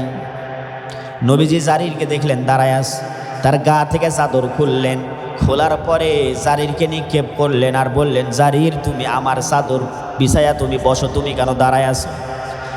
হযরতে জারির রাদিয়াল্লাহু তাআলা আনহু যুবক মানুষ, চোখ দিয়ে পানি ছেড়ে দিলেন, চাদরটা নিয়ে চুম্বন করতে লাগলেন, বুকে টেকাইতে লাগলেন আর বললেন, আকরামাকাল্লাহ কামা আকরামতানি ইয়া রাসূলুল্লাহ। ও গো আল্লাহর নবী, আল্লাহ রব্বুল আলামিন আপনার সম্মান আরো অনেক গুণ বৃদ্ধি করে দিক। আপনার চাদরে পৃথিবীর কোনো মানুষ বসতে পারে নাকি? আপনি যেভাবে আমাকে সম্মানিত করেছেন, আপনাকে আল্লাহ আপনারও সম্মানিত করুন। যুবক, তোমাদের এত দাম, রাসূলুল্লাহ তোমাদেরকে সবচেয়ে বেশি ভালোবেসেছে। নবীজি বলেছেন, ইসলামের কাজে, আমার কাজে সহযোগিতা করেছে যুবকেরা আর বিরোধিতা করেছে বুড়ারা। তা সুবহানাল্লাহ নাই? হযরত ওমর, হযরত আম্মা, হযরত আলী, হযরত ওমর রাদিয়াল্লাহু তাআলা আনহুম, তাদের সকলের বয়স ছিল বিলো 40 যখন তারা ইসলাম গ্রহণ করে। সকলের বয়স ছিল 40-এর নিচে। আবু জেহেল, উতবা, শাইবা, ওলীদ ইবনে মুগীরা, এই যতগুলি কাফির ছিল এরা সব ছিল হচ্ছে বুড়া, কথা বলে ঠিক কিনা? এই জন্য ইসলামের কাজে যুবকদের অবদান অনেক বেশি। জোরে বলুন সুবহানাল্লাহ। তাহলে 1 নম্বর কাকে ভালোবাসতে হবে? আরো জোরে বলেন, কাকে? তোমাকে ডাকি যদি একবার আল্লাহ, আমাকে কাছে টানো বারবার। তোমাকে ডাকি যদি একবার আল্লাহ, আমাকে কাছে টানো বারবার। যদি পথ ভুলে যাই আমাকে দিও ঠাই, যদি পথ ভুলে যাই আমাকে দিও ঠাই, দিও দিশা এইটুকু আবদার আল্লাহ, আমাকে কাছে টানো বারবার। তোমাকে ডাকি যদি একবার আল্লাহ, আমাকে কাছে টানো বারবার। দুনিয়ার বুকে আমি এক মুসাফির, অসহায় বান্দা প্রতিদিন গুনাহের জাল বুনি। দুনিয়ার বুকে আমি এক মুসাফির, অসহায় বান্দা প্রতিদিন গুনাহের জাল বুনি। হয়ে গেলে পেরেশান ও আমার রহমান, হয়ে গেলে পরেশান ও আমার রহমান, দিও দিশা এইটুকু আবদার আল্লাহ, আমাকে কাছে টানো বারবার। তোমাকে ডাকি যদি একবার আল্লাহ, আমাকে কাছে টানো বারবার। সকলেই বলুন আমিন, আরো জোরে বলুন আমিন। আমার বন্ধুগণ, 2 নাম্বার, মানুষকে সব চাইতে যাকে বেশি ভালোবাসতে হবে, যিনি আমাদেরকে জীবনের চাইতে বেশি ভালোবেসেছেন, সারাটা জীবন উম্মতি উম্মতি বলে কেঁদেছেন, আশরাফুল আম্বিয়া জনাবে মুহাম্মাদুর রাসূলুল্লাহ। সকলেই পড়ুন সাল্লাল্লাহু আলাইহি ওয়াসাল্লামকে। কারণ যেই সময় আমাদের পাশে কেউ থাকবে না, ওই সময় আমাদের পাশে এসে দাঁড়াবেন আমাদের নবী। খবরে যখন একজন মানুষকে রাখা হবে, রাখার পরে মুনকার নাকির ফেরেশতাদের দল আসবে, আসার পরে বলবে মার রব্বুকা ওমান নাবিয়ুকা ওমা দীনুকা ওমান হাযার রাজুলাল্লাযী বুইসা ফীকুম। তোমার রবকে, তোমার দিন কি, তোমার ধর্ম কি, আর এই যে যেই ব্যক্তিরে দেখতে পাচ্ছ এই ব্যক্তিদের নাম কি। রাসূলুল্লাহর চেহারা দেখানো হবে। এইবার যারা এই দুনিয়ায় আমার রাসূলকে দেখে আমার রাসূলের অনুসরণ করবে, আমার রাসূলকে মানবে, আমার রাসূলকে যারা ভালোবাসবে, তাদের কিয়ামতের দিন তারা কবরে বৈশা বৈশা বলবে হাযা নবী হাযা রাসূলি। জোরে বলুন সুবহানাল্লাহ। আমার বন্ধুগণ, যারা আল্লাহর রাসূলকে ভালোবাসে তাদের পুরস্কার কি? আল্লাহ পাক সূরা আলে ইমরানের 31 নম্বর আয়াতে বলেন, কুল ইন কুনতুম তুহিব্বুনাল্লাহ ফাত্তাবিউনি ইউহিব্বুকুমুল্লাহ ওয়া ইয়াগফির লাকুম যুনুবাকুম আল্লাহু গফুরুর রহিম। জোরে বলুন আল্লাহু আকবার। আল্লাহ পাক বলেন, নবী আপনি বলে দেন, ইন কুনতুম তুহিব্বুনাল্লাহ, যদি তোমরা আল্লাহর ভালোবাসা পেতে চাও, ফাত্তাবিউনি, তাহলে তোমরা আমার অনুসরণ করো, ইউহিব্বুকুমুল্লাহ, তাহলে আল্লাহ তোমাদেরকে ভালোবাসবে, ওয়া ইয়াগফির লাকুম যুনুবাকুম, আর তোমাদের জীবনের সমস্ত গুনাহ খাতাগুলি আল্লাহ মাফ করে দেবে। যারা রাসূলকে ভালোবাসবে তাদের গুনাহ খাতা মাফ করে দিবেন কে? আরো চিৎকার মেরে বলুন কে? কেমন ভালোবাসবেন শুনে রাখুন। হযরতে সাদ সালামী রাদিয়াল্লাহু তাআলা আনহু রাসূলুল্লাহর একজন সাহাবী, কালো মানুষ, চেহারা ভালো না, টাকা নাই, পয়সা নাই, 8 মাস ধরে মেয়ে খুঁজছে, কেউ বিয়ে দেয় না। 8 মাস পরে নবীজির কাছে গেছে, যাওয়ার পরে বলে ইয়া রাসূলুল্লাহ ইয়া হাবিবাল্লাহ, আমার কি জীবনে বিয়ে হবে না? নবীজি বললেন, সাদ রে, এভাবে প্রশ্ন কেন করো? হযরতে সাদ সালামী বলে, ইয়া রাসূলুল্লাহ ইয়া হাবিবাল্লাহ, 8 মাস হয়ে গেছে, আমি অনেক মেয়ে দেখি, আমার মেয়ে পছন্দ হয়, কিন্তু মেয়ে আমারে পছন্দ করে না। কারণ কি? কারণ 1 নম্বর আমার চেহারার ভালো নাই, আমার টাকা নাই, পয়সা নাই। চেহারা যদি একটু কালো হয়, টাকা পয়সা যদি থাকে, আর বাইক থাকে, তাও মেয়েরা পিছনে ঘুরে, ঠিক কিনা? আর যদি চেহারা ভালো না হয়, টাকাও থাকে না, পয়সাও থাকে না, তাহলে তো আর মেয়েরা পাত্তাও দেবে না। কথা বলেন ঠিক কিনা? সাদে সালামী বলে, ইয়া রাসূলুল্লাহ, আমার চেহারাও খারাপ, টাকা নাই, পয়সা নাই, এই জন্য মেয়েরা আমারে পছন্দ করে না। আল্লাহর নবী বলেন, সাদ তুমি চিন্তা করো না, আমি বিশ্ব নবী বললাম তোমার বিবাহ হবে এই মদিনার সবচাইতে সুন্দরী সুরসী যুবতীর সঙ্গে। সাদ সালামী বলে, ইয়া রাসূলুল্লাহ ইয়া হাবিবাল্লাহ, আপনি কি আমার সঙ্গে ঠাট্টা করেন? আপনিও কি আমার সঙ্গে মস্কারি করেন?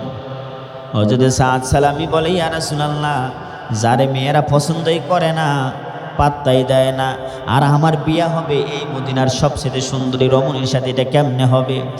আল্লাহর নবী বলেন, সাদ রে, আমি হলাম বিশ্ব নবী, আমি হলাম আল্লাহর নবী, কখনো কোনো মানুষকে কোনোদিন অবাস্তব কথা বলি নাই।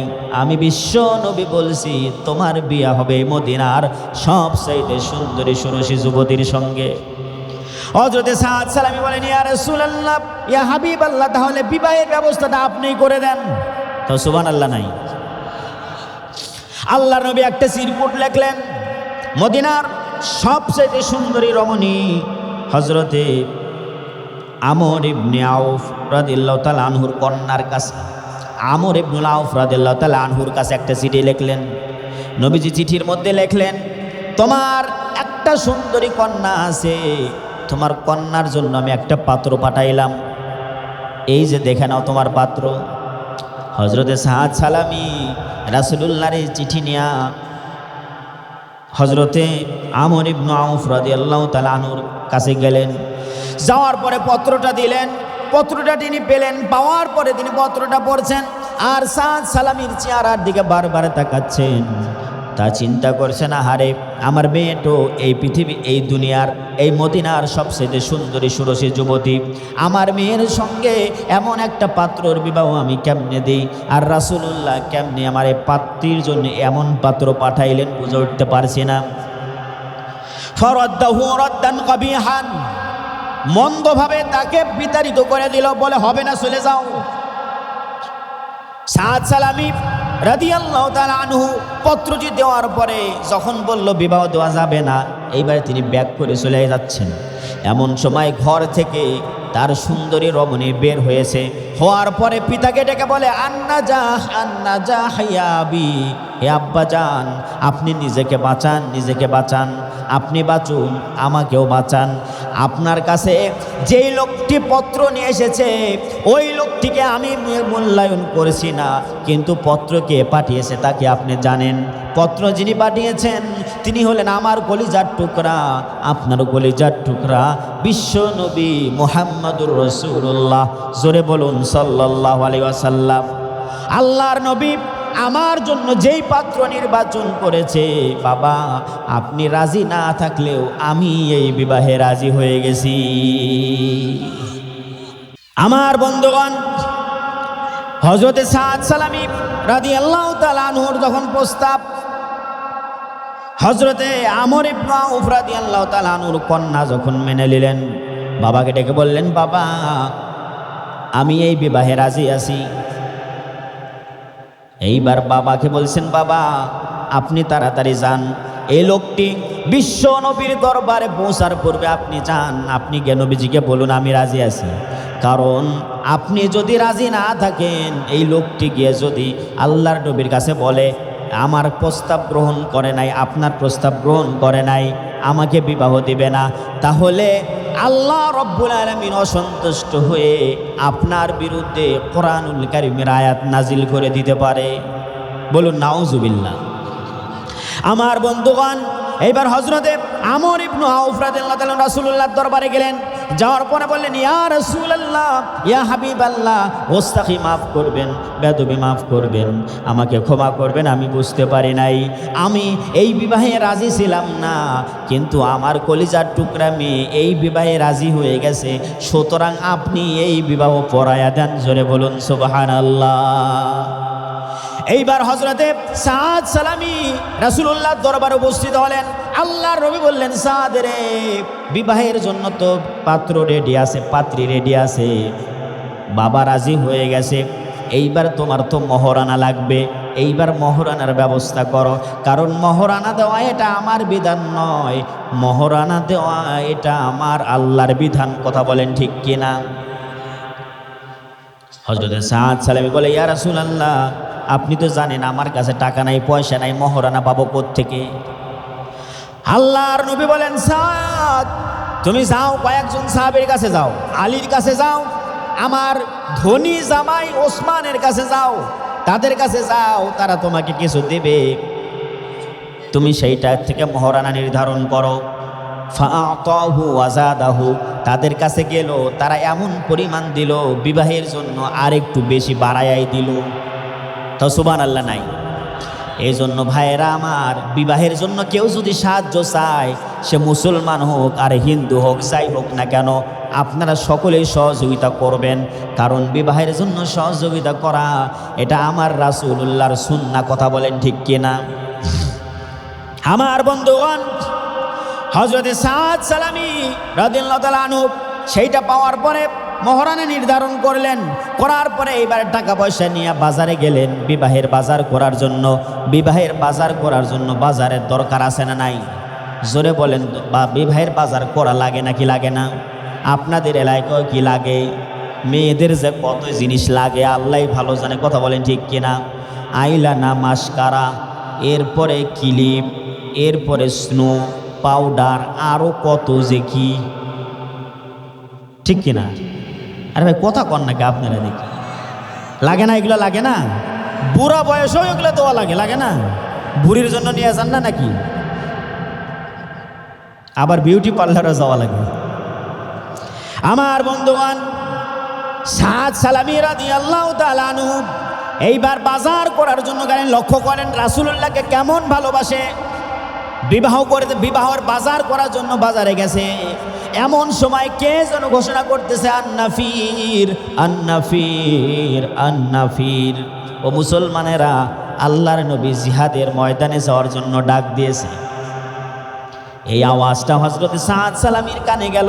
সাদ সালামী রাদিয়াল্লাহু তাআলা আনহু এইবার টাকা নিয়ে চিন্তা করতেছে, আরে আমি তো বিবাহের বাজার করার জন্য এসেছি, আমি এখন বাজার করব নাকি আমার নবী জিহাদের ময়দানের জন্য ডাক দিয়েছে, জিহাদের ময়দানে যাব, কোনটা করব আমি এখন চিন্তা করে পারছি না। চিন্তা করার পরে হযরত সাদ সালামী বলছেন, চিন্তা মনে মনে ভাবছেন আর বলছেন, আরে আমি যদি আজকে বিবাহের বাজার করি, বিবাহ যদি করি, দুনিয়ায় আমার সুখ শান্তি হবে মাত্র কয়েকদিন, এরপরে তো আমার মৃত্যুবরণ করতেই হবে। কিন্তু আজকে যদি আমি রাসূলুল্লাহর ডাকে সানাতে জিহাদের ময়দানে যাই, জিহাদ থেকে যদি গাজী হয়ে ফিরে আসি, তাহলে বিবাহ করতে পারবো, সংসার করতে পারবো। আর যদি যুদ্ধের ময়দানে শাহাদত বরণ করি, তাহলে আল্লাহ রাব্বুল আলামিন জান্নাতের মধ্যে আমার জন্য এমন 70টা হুর রেডি করে রেখে দিয়েছে। এই মনে ভাব করে বিবাহের বাজার করলেন না, ওই টাকা দিয়ে একটা ঘোড়া কিনলেন আর একটা তরবারি কিনলেন। কেনার পরে যুদ্ধের ময়দানে রওনা দিয়েছে। অনেক লম্বা চড়াই ইতিহাস সংক্ষেপ করে বলছি, সময় আমার নাই, এক্ষুনি শেষ করে দেব। মাত্র আর 10টা মিনিট আপনাদের কাছে চাইলাম, ভাই আপনারা কি দিবেন? আমার বন্ধুগণ, হযরত সাদ সালামী রাদিয়াল্লাহু তাআলা আনহু যুদ্ধের ময়দানে গেলেন। যাওয়ার পরে নিজের চেহারাটা আবৃত করে যুদ্ধের ময়দানে গেলেন, কারণ রাসূলুল্লাহ যদি তারে দেখতে পায় তাহলে যুদ্ধের ময়দানে যেতে দেবে না। কারণ কন্যা রেডি আছে, পাত্র রেডি করতে হবে, বিবাহের বন্দোবস্ত চলছে, কথা হয়ে গেছে। এখন নারীকে অপেক্ষমান রেখে আল্লাহর নবী যুদ্ধের ময়দানে পাঠাবে না, এটা সাদ সালামী বুঝতে পেরেছেন। এই জন্য নিজের চেহারাটা আবৃত করে পর্দা দিয়ে ঢেকে যুদ্ধের ময়দানে চলে গেছে। রওনা দিয়েছে যুদ্ধের ময়দানে, কাফেরদের সঙ্গে মোকাবেলা করতেছে। করতে করতে একটা আঘাত আসলো সাদ সালামীর গায়ে, রক্তাক্ত হয়ে গেল, ঘোড়া থেকে পড়ে গেল। এইবার যুদ্ধ যখন শেষ হয়ে গেল, আল্লাহর নবী দেখে একটা কাপড় দিয়া পেছানো একটা লাশ পড়ে আছে, কাপড়টা রক্তাক্ত হয়ে গেছে। আল্লাহর নবী সাহাবীদেরকে ডেকে কয়, আমার সাহাবীরা রে, আমি তো সমস্ত সাহাবীদেরকে দেখতে পাই, চিনতে পাই, কিন্তু ওই যে একটা কাপড় দিয়া পেছানো একটা লাশ পড়ে আছে, ওইটা আমার কোন সাহাবী? সাহাবীরা দৌড়ায় কাছে গেল, যাওয়ার পরে বলছে, ইয়া রাসূলুল্লাহ, ইয়া হাবিবাল্লাহ, এটা তো ওই ব্যক্তির লাশ পড়ে আছে, একটু আগে যারা আপনি বিবাহের বাজার করার জন্য বাজারে পাঠাইছিলেন। নবীজি হযরতে সাদ সালামীর কাছে আসলেন। আসার পরে চেহারার দিকে তাকাইয়া আল্লাহর নবী চোখের পানি ছেড়ে দিছে আর বলে, ও আমার সাহাবী, তুমি দুনিয়ার সুখ শান্তি ত্যাগ করলা একমাত্র আমারটাকে সারা দিয়া, আমাকে ভালোবেসে তোমার এত বড় অফার তুমি পর্যন্ত বিসর্জন দিয়ে দিলা। এই মদিনার কেউ তোমারে বিবাহ দেয় না, কেউ তোমারে মেয়ে দেয় না, তোমার টাকা নাই পয়সা নাই বলে আমি রাসূলুল্লাহ এই মদিনার সব চাইতে সুন্দরী সুনসী রমণীর সঙ্গে তোমার বিবাহের বন্দোবস্ত করেছি, এরপরেও তুমি বিবাহের বাজার না করে তুমি যুদ্ধের ময়দানে আসলে। এভাবে বলে আর নবীজির চোখ দিয়া পানি পড়ে। হঠাৎ করে আল্লাহর নবী আকাশের দিকে মুখ তুলে তাকাইলেন। তাকানোর পরে নবীজি হাসলেন, আবার হাসার পরে নিচের দিকে চোখ দিলেন। নিচের দিকে তাকায়া আল্লাহর নবী চেহারার দিকে তাকায়া কান্দে, আর উপরের দিকে তাকায়া রাসূলুল্লাহ হাসে। জোরে বলেন রহস্য আছে না নাই? আর জোরে বলেন এর ভিতরে রহস্য আছে না নাই? আপনারা কি শুনবেন না শেষ করে দিই, মোনাজাত করে দিই? হ্যাঁ আমার বন্ধুগণ, আল্লাহর নবী যখন উপরের দিকে তাকায় হাসেন, নিচের দিক তাকায় কাঁদেন। এমন সময় সাহাবীরা জিজ্ঞাসা করে, ইয়া রাসূলুল্লাহ, ইয়া হাবিবাল্লাহ, আপনি কেন এমনটি করেন? উপরের দিক তাকায় হাসেন, নিচের দিক তাকায় কাঁদেন কেন? আল্লাহর নবী বলেন, সাহাবীরা রে, আমি সাদের লাশের দিকে তাকায় এই জন্য কান্দি, মানুষ কতটা বিসর্জন দিতে পারে। সাদ সে তার সমস্ত কলিজার ভালোবাসা আমার জন্য উজাড় করে দিয়েছে, কলিজা দেশে আমারে ভালোবাসে, এই জন্য তাকে মদিনার মানুষেরা মেয়ে দেয় না। মেয়েরাও তার প্রস্তাবে রাজি হয় না, চেহারা ভালো নয়, টাকা নাই পয়সা নেই, এই কারণে গরিব মানুষ বলে। আর আজকে রাজি হয়েছে, কিন্তু আমার ঘোষণা শোনার পরে দুনিয়ার সমস্ত স্বার্থ ত্যাগ করেছে আর যুদ্ধের ময়দানে চলে এসেছে। এইটা ভেবে ভেবে আমি কাঁদি। সাহাবীরা এবার জিজ্ঞাসা করে, ইয়া রাসূলুল্লাহ, তাহলে আপনি আকাশের দিকে তাকায়া কেন কাঁদেন? আল্লাহর নবী বলেন, ও আমার সাহাবীরা, আমি আকাশের দিকে তাকায়া লক্ষ্য করি সাদ সালামি মদিনার সুন্দরী সুরসী রমণীকে বিবাহ করে নাই, কিন্তু জান্নাত থেকে অগণিত হুরগুলো তারা দৌড়াদৌড়ি করে সাদ সালামিকে নেওয়ার জন্য আসতেছে। শুধু তাই নয়, তারা প্রতিযোগিতা আরম্ভ করেছে, কে কার আগে সাদ সালামির কাছে যাইতে পারে। প্রতিযোগিতা করতে করতে দৌড়াতে দৌড়াতে হুরের পায়ের উপর থেকে কাপড় সরে গেছে। এই জন্য আমি রাসূল ওইটা দেখে লজ্জা পেয়ে হাসতেছি। জোরে বলুন সুবহানাল্লাহ। কলিজার টুকরা যুবকেরা, তোমাদের জীবনের অনেক দাম। তোমরা একটাবার ইসলামের জন্য আসো, রাসূলুল্লাহর জন্য তোমাদের কলিজাটা উজাড় করে দাও। এই দুনিয়াও শান্তি পাবে, দুনিয়াও সব চাইতে সুন্দরী রমণী পাবে, এমন একটা স্ত্রী পাবে মুখের দিক তাকাইলে, চোখের দিক তাকালে সব দুঃখ ভুলে যাবে। ঠিক কিনা? যদি আল্লাহ এবং রাসূলকে ভালোবাসতে পারো, আর যদি আল্লাহ এবং রাসূলকে ভালো না বাসো, এমন স্ত্রী কপালে জুটবে, আসার পরে আরেকজনের সঙ্গে লাইন মারবে। ঠিক কিনা? তুমি ওরে নিয়ে বাদাম খাও, পার্কে যাও, জিজ্ঞাসা করো আমি তোমার কয় নাম্বার? ও বলে আল্লাহর কসম, বাপের কসম, মায়ের কসম, আমি তোমার 1 নাম্বার। মিথ্যা কথা। তুমি যে কয়জনের সাথে লাইন মেরেছো, তোমার প্রেমিকা যদি হয় 3 নাম্বার, তোমার প্রেমিকাও আগে 3 জন মায়েরা আইছে। কতক্ষণ ঠিক কিনা? রাগ করলেন নাকি ভাই? তুমি আরেকজনের বউরে নষ্ট করবা আর তোমার বউ ঠিক থাকবে, এটা হইতে পারে? কথা বলেন, হইতে পারে? এই জন্য বলবো, হারাম রিলেশন বাদ দিয়ে দাও। যদি বাঁচতে চাও, 1 নাম্বার যদি পাইতে চাও, ইনটেক যদি পাইতে চাও, ভার্জিন যদি পাইতে চাও, হারাম রিলেশন বাদ দাও। বাবাকে আজকে গিয়া বলো, বাবা আমারে বিয়ে দাও। ঠিক কিনা? আর বর্তমানে বাবাদের দোষ আছে, ওরা ছেলেদেরকে বিয়ে দিতে চায় না। ঠিক না? বাবা কয় আগে তুই নিজের পায়ে দাঁড়া, তারপরে বিবাহ কর। আরে ভাই, জন্মের পর থেকে ও কার পায়ে দাঁড়ায় আছে? কার পায়ে দাঁড়ায় আছে? আপনার পায়ে কি দাঁড়ায় আছে? ও তো নিজের পায়ে দাঁড়ায় আছে। ওকে প্রতিষ্ঠিত করে, নিজের পায়ে দাঁড়া, নিজের পায়ে দাঁড়া, এই কইতে কইতে ওর তো জীবনের কামই সারা। আর বিবাহ দিবেন, ভয় পাবেন না, আরেকজন মেয়ে আসবে, কি খাওয়াবেন? রিজিকের মালিককে। আর ওজনে বলেন, রিজিকের মালিককে। আমি তো বলি আমার ভাষায়, গ্রাম্য ভাষায় আমি একটা দৃষ্টান্ত দিয়ে থাকি। আপনারা হাল চাষ করেন না? গরু দিয়ে হাল চাষ করে না? যে গরুটা সব সময় হাল চাষ করতে চায় না, এদিক সেদিক যাইতে চায়, এদিক সেদিক যাইতে চায়, ওই গরুকে কি দেয়? কি দেয়? নাকের ভিতরে দড়ি দেয় একটা ঢুকায়, লাকল, কি বলে ওটা? লাকল। লাকল দেয় না? আবে কথা কনা দেখি, লাকল দেয় না? যেই গরু বেশি তখন লাফালাফি করে, লম্পচম্প করে, কোনো কিছু করতে চায় না, হালও বোয়াতে চায় না, কোনো কথা শুনতে চায় না, লাকের ভিতরে লাকল দিয়ে দেয়, দড়ি দিয়া। এইবার যদি বেশি তেরিবেরি করতে চায়, আস্তে করে টান মারে, ও মাথাটা নিচু করে চলে যায়। ঠিক কিনা? যেই সন্তান কথা শোনে না, লেখাপড়াও করে না, কাজও করে না, ওরে ধরে বিয়ে দিয়ে দেন। ঠিক কিনা? পরের দিন থেকে দেখবেন ওর বউ ঘুতাবে, কাজে যাও, টাকা পয়সা ইনকাম করো, টেনশন মুক্ত হয়ে যাবে। আপনাকে রাত 10টার সময় ফোন দিতে হবে না, বাবা তুমি তাড়াতাড়ি বাসায় আসো। দেখবেন ওকে বিয়া দেওয়ার পরে এমন ঘরের মধ্যে ঢুকবে, 1 সিটকি লাগাবে, 3 দিন পরে খুলবে। ঠিক কিনা? রাগ করতেছেন ভাই? কষ্ট পাচ্ছেন? এই জন্য বিবাহ দেওয়ার জন্য কার্পণ্য করবেন না। সন্তানকে আরলারি বিয়ে দিতে হবে, তাহলে এই সন্তানগুলো প্রতিষ্ঠিত হবে। রাসূলুল্লাহ বিবাহ করেছে অল্প বয়সে। বয়স কত ছিল? 25 বছর। কয় বছর বয়স ছিল? 25 বছর। আর আমাদের যুবকের বয়স 40 বছর হয়, এরপরে বাপ কয় আগে নিজের পায়ে দাঁড়াও। কথা কোন ঠিক কিনা? 40 বছর হয়ে গেছে, ওরে বিয়ে দেন না, তাহলে ও তো আরেকজনের মাইয়া নিয়ে পার্কে যাবে। আমার বন্ধুগণ লক্ষ্য করেন, কলিজার টুকরা যুবকেরা, নিজের জীবনের সমস্ত ভালোবাসা উজাড় করে দেওয়া হবে কার জন্য? আল্লাহর জন্য। 2 নাম্বার কার জন্য? রাসূলের জন্য। জোরে বলুন কার জন্য?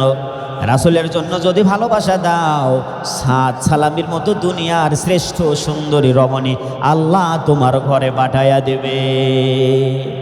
কোন সাধনে পাইব তোমায়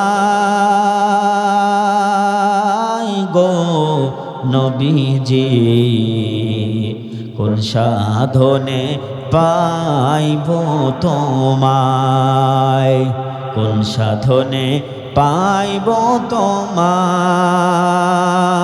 গো নবীজি, কোন সাধনে পাইব তোমায়। নবী মাতৃ গর্ভে আসিয়া দিশাহারা হইয়া, নবী মাতৃ গর্ভে আসিয়া দিশাহারা হইয়া, ইতিম রূপে আসলেন ধরায় গো নবীজি, ইতিম রূপে আসলেন ধরায়। কোন সাধনে পাইব তোমায় গো নবীজি, কোন সাধনে পাইব তোমায়। নবীর সকল মুজিজা দেখা বিবি খাদিজা, নবীর সকল মুজিজা দেখা বিবি খাদিজা, জীবন যৌবন সইপা দিলেন পায় গো নবীজি, জীবন যৌবন সইপা দিলেন পায়। কোন সাধনে পাইব তোমায় গো নবীজি, কোন সাধনে পাইব তোমায়। কথা বলেন ঠিক কিনা? তাহলে মরণের পরে মানুষ বিপদে পড়বে কয় জায়গায় ভাই? তাহলে ভালোবাসতে হবে কয়জনকে? 3 নাম্বার, নিজের কলিজার চাইতে সব চাইতে ভালোবাসতে হবে যাকে, যেই জিনিসটাকে, তার নাম হচ্ছে আল্লাহর কোরআন। জোরে বলেন তার নাম কি? আরো জোরে বলেন তার নাম কি? বন্ধুগণ, কোরআন না শিখে মৃত্যুবরণ করেন না। কেউ যদি কোরআন তেলাওয়াত না শিখে মৃত্যুবরণ করে, কোরআনের সঙ্গে সংস্পর্শ ছাড়া কেউ যদি কবরে যায়, কবর তার সঙ্গে ভালো আচরণ করবে না। যে সমস্ত সন্তানদেরকে আপনার কোরআন শিক্ষা দেন নাই, বাবাদের উপরে ফরজ দায়িত্ব সন্তানকে কোরআন শিক্ষা দেওয়া। সন্তানরা যদি কোরআন পড়তে না পারে, কিয়ামতের ময়দানে এই সন্তানগুলি আপনার বিরুদ্ধে আল্লাহর কাছে নালিশ দেবে। কোরআনের বিকল্প নাই। কোরআন, আল্লাহর নবী বলেন, আল কোরআনু হুজ্জাতুল লাকা ওয়া আলাইকা। কোরআন হয় মানুষের পক্ষে সাক্ষী দিবে, নইলে বিপক্ষে সাক্ষী দিবে। এখন কোরআন যদি আপনি না পড়েন, কোরআন যদি নিজে না শিখেন, কোরআন কেমন আপনার পক্ষে সাক্ষী দিবে? এই জন্য আপনার সন্তানগুলিকে চাপড়া ইসলামিয়া দাখিল মাদ্রাসায় ভর্তি করে দেবেন। রাজি আছেন তো? মাদ্রাসার ছাত্ররা না খায়া মরে নাকি? আরে ভাই কথা কন না, না খায়া মরে। বিশ্বাস করেন, মানুষ বোঝে না, এই জন্য সন্তানগুলিকে এদিক সেদিক দেয়। আমি বলছি না কলেজ ইউনিভার্সিটিতে দিয়েন না, আমি তো মাদ্রাসায় লেখাপড়া করেছি, কলেজেও লেখাপড়া করেছি, ইউনিভার্সিটি থেকে সর্বোচ্চ ডিগ্রি নিয়েছি, আলহামদুলিল্লাহ। তো মাদ্রাসাতে লেখাপড়া করে আমি কি ঠকছি নাকি? কথা বলেন ঠকছি?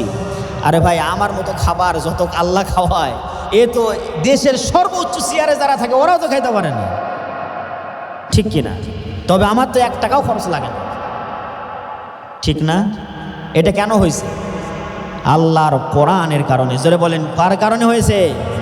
সন্তানগুলো মাদ্রাসায় দেন, আমাদের ছাত্ররা, নামাজগড় মাদ্রাসার ছাত্ররা মেডিকেলে চান্স পায়, ইঞ্জিনিয়ারিংয়ে চান্স পায়, বিশ্ববিদ্যালয়ে পায়।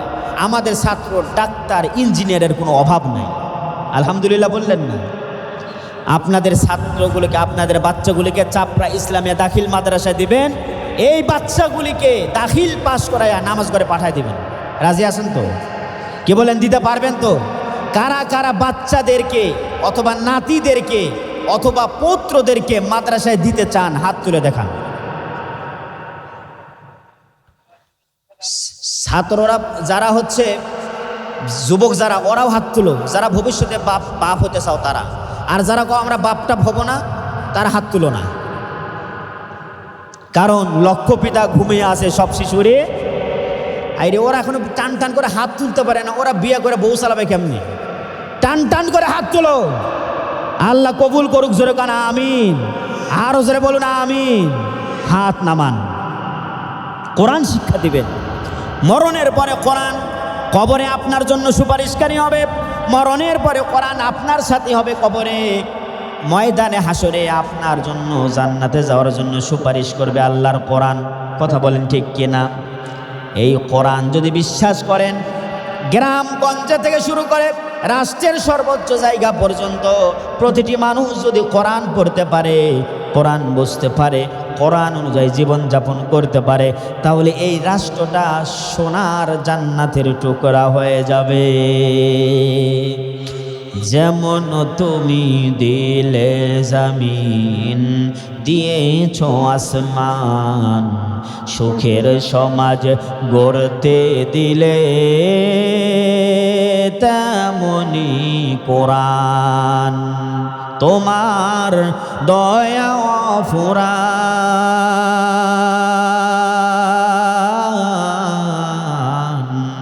দয়া ফুরান, দয়া ফুরান, তৃষ্ণা নিবারণে দিলে স্বচ্ছ সাধু পানি, জঠর জ্বালা জুরাতে আর ফল ফসল জানি, তৃষ্ণা নিবারণে দিলে স্বচ্ছ সাধু পানি, জঠর জ্বালা জোরাতে আর ফল ফসল জানি, পথের দিশায় তেমনি দিলে, পথের দিশায় তেমনি দিলে, রাসূলে আকরাম, রাসূলে আকরাম, রাসূলে আকরাম, যেমন তুমি দিলে জমিন, দিয়েছ আসমান, সুখের সমাজ গড়তে দিলে, তেমনি কোরআন। জোরে বলুন মারহাবান, আর জোরে বলুন মারহাবান। এই কোরআনের জন্য আমরা জীবনের সর্বোচ্চ ত্যাগ স্বীকার করব। রাজি আছি তো?